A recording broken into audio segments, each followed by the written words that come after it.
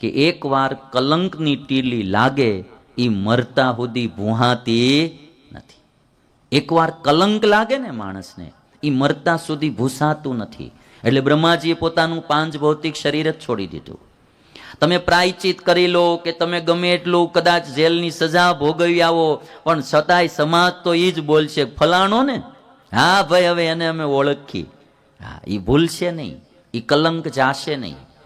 અને કલંકમાં તે મેં જોયું છે કે ઘણી પ્રકારના કલંક હોય. ચોરી કરે તોય કલંક લાગે, કોઈ ખોટું બોલે તોય કલંક લાગે, કોઈ જરાક ભેળસેળ કંઈ ખાદ્ય પદાર્થોમાં કે કોઈ પણ દવાઓમાં કરતા હોય તો કલંક લાગે.